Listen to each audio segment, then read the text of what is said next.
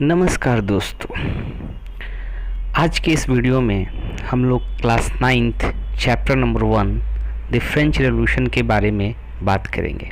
और इस चैप्टर का पार्ट नंबर 2 है और जो चैप्टर का पेज आज हम लोग करने वाले हैं पेज नंबर 2 है। तो देखिए दोस्तों, पिछला जो वीडियो है, जो पार्ट 1 इसका वीडियो है, उसमें मैंने पेज नंबर 1 के बारे में बात किया है और हम लोग इस वीडियो के अंदर पेज नंबर 2 के बारे में बात करेंगे। तो चलिए आइए हम लोग शुरुआत करते हैं और आप लोग ध्यान से इसको सुनिएगा, ठीक ना। तो चलिए शुरू करते हैं।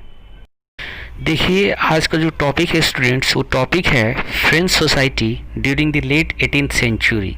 इसका मतलब ये हुआ कि जो फ्रांस के लोग, जो फ्रांस की जो सोसाइटी थी वो 18वीं शताब्दी में कैसी थी और लोग वहाँ पे किस तरह की सोसाइटी बनाते थे। तो चलिए आज हम उसी सोसाइटी के बारे में बात करने वाले हैं।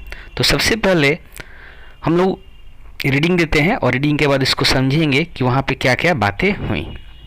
तो चलिए शुरू करते हैं।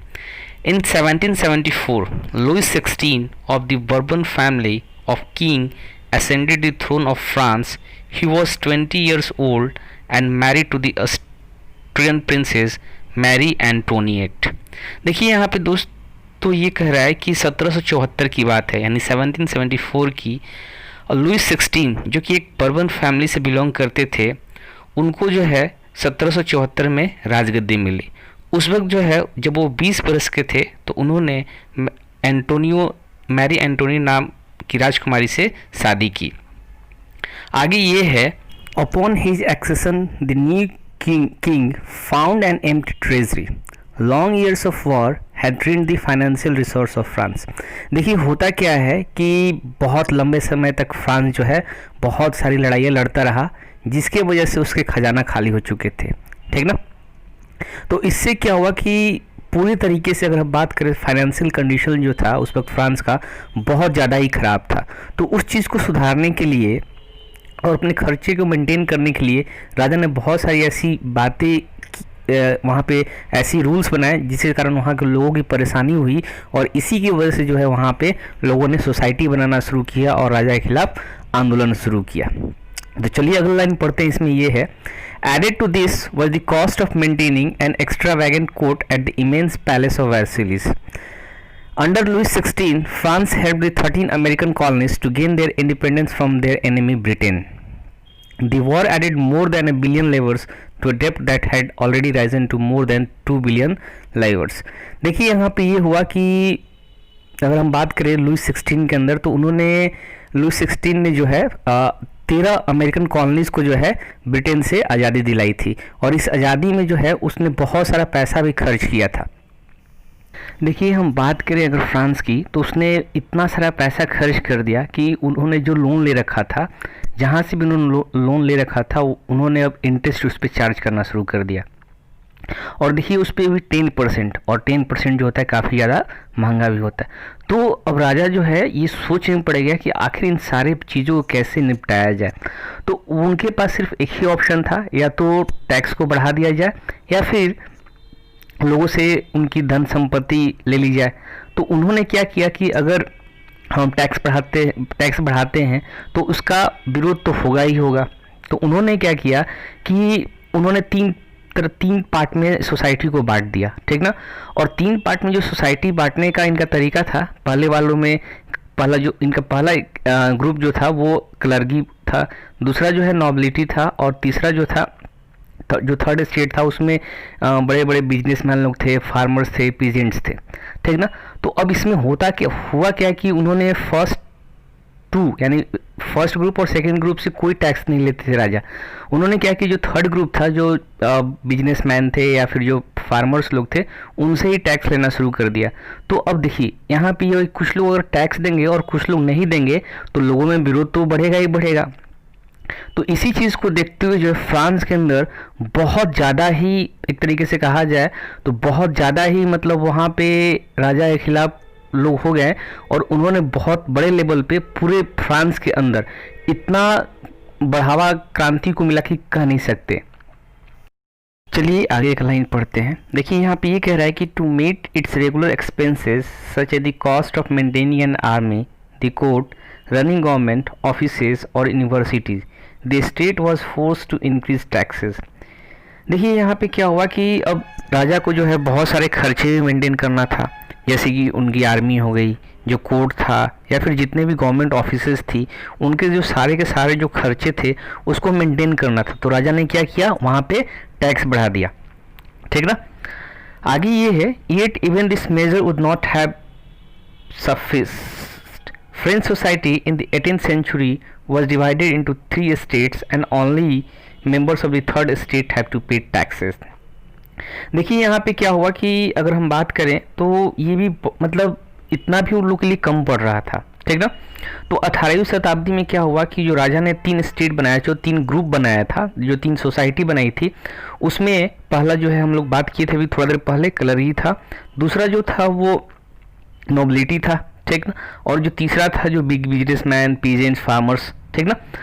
तो देखिए यहाँ पे 18वीं शताब्दी में जो है फ्रांस ने 3 लोगों के बीच में ग्रुप को डिवाइड कर दिया था, ठीक ना। चलिए नेक्स्ट पैरा पढ़ते हैं। कह रहा है कि the society of state was part of the federal system that dated back to the middle ages. The term old regime is usually to describe the society and institutions of France before 1789। देखिए यहाँ पे जिस तरह से France के अंदर society बनाया गया था, तो उसको एक तरीके से बात अगर कहा जाए तो पहले भी जो है फ्रांस के अंदर ऐसी ही बहुत सारी चीज़ें बनी थी। वहाँ के राजाओं ने ऐसा लोगों के बीच में बनाया था कि हाँ ये लोग टैक्स देंगे, ये लोग नहीं देंगे। तो एक तरीके से कहा जाए तो फेडरल सिस्टम था वहाँ पे, ठीक ना। और देखिए जो अभी हम लोग फिगर नंबर 2 की जो बात है ऑलरेडी कर चुके हैं, जो सोसाइटी 3 ग्रुप में बांटा गया है उसी के बारे में हम लोग बात कर रहे थे, ठीक ना। देखिए अभी हमने जो नीचे वाला पैरा पढ़ा था उसके नीचे लिखा हुआ figure 2 shows that the system of state in French society was organized. तो देखिए यहाँ पे आप साइड में अपने बुक में देखेंगे कि वहाँ पे 3 तरह का ग्रुप बनाया हुआ है। पहला जो है नोबिलिटी है, तीसरा जो है बिग बिजनेसमैन और पीजेंट्स, फार्मर्स के बारे में बात किया हुआ है, ठीक ना। तो एक चीज़ कहा जा सकता है यहाँ पे कि जिस तरीके से राजा ने लोगों को बांट दिया था, तो इससे लोगों की भावनाएं भी जो है बहुत आहत हुई थी। तो इन्हीं सब चीज़ों को लेकर जो है फ्रांस के अंदर बहुत बड़ा विद्रोह भी हुआ था, ठीक ना। ये हमारा ये जो लास्ट पैरा है इस पेज का, ये कहता है the church too extracted its share of tax called tithes from the peasants and finally all members of the third state had to pay taxes to the state. These include the direct tax called tally, a number of indirect taxes which were levied on articles of everyday consumption like salt or tobacco. To burden of financing activities of the state through the taxes were borne by the third state alone. देखिए यहाँ पे क्या हुआ कि जो church था वो भी जो है किसानों से टैक्स लेता था, ठीक ना। और उस टैक्स को जो है तिथि के नाम से जाना जाता था। तो एक तरीके से कहा जाए तो जो तीसरा ग्रुप था, ठीक ना, सारा का सारा टैक्स जो है उसी ग्रुप के द्वारा पे किया जाता था। वो तो एक डायरेक्ट टैक्स था जिसको टैली कहते थे, ठीक ना। और बहुत सारे भी ऐसे इनडायरेक्ट टैक्सेस थे जो लोग जो है जो डेली जो रोज़मर्रा के सामाने हैं उस पर जो है राजा वहाँ पे चार्ज करता था। तो एक तरीके से कहा जाए यहाँ पे मतलब राजा जो है इतना सारा इनडायरेक्ट टैक्स लोगों पे थोप दिया था जो लोगों को बहुत परेशानी होती थी। अगर मान लीजिए इस सारा का सारा टैक्स जो है सिर्फ एक ही ग्रुप के द्वारा पे किया जाए तो मतलब परेशानी तो होगी। तो लोग जो है इससे बहुत परेशान थे। तो उन्होंने जो है इसी चीज़ को बहुत मतलब जोरदार तरीके से पूरे फ्रांस के अंदर इतना ज़्यादा बड़ा प्रदर्शन हो गया कि राजा को भी जो है कुछ डिसीजन को चेंज करना पड़ा था। तो आगे क्या हुआ हम लोग अपने अगले वीडियोज़ में पढ़ेंगे और जो नेक्स्ट पेज पे है उसके लिए अलग वीडियो बनाऊंगा मैं। तो तब तक के लिए जो है आप इस वीडियो को देखें और अगर आपको वीडियो पसंद आया तो इसको सब्सक्राइब करें, लाइक करें, शेयर करें। और मैं आपसे रिक्वेस्ट करूंगा कि देखिए मेरा वीडियो बनाने का जो उद्देश्य है कि इससे लोग जो है ज़्यादा मात्रा में बेनिफिट उनको हो सके, ठीक ना। और अगर आपको बेनिफिट होगा तो मुझे भी खुशी होगी कि चलिए मैंने किसी का हेल्प किया। तो मैं बस आपसे यही रिक्वेस्ट करूंगा कि आप हमारे इस वीडियो को लोगों तक ज़्यादा से ज़्यादा शेयर करें, सब्सक्राइब करें हमारे इस यूट्यूब चैनल को और लाइक और शेयर का बटन दबाना ना भूलें।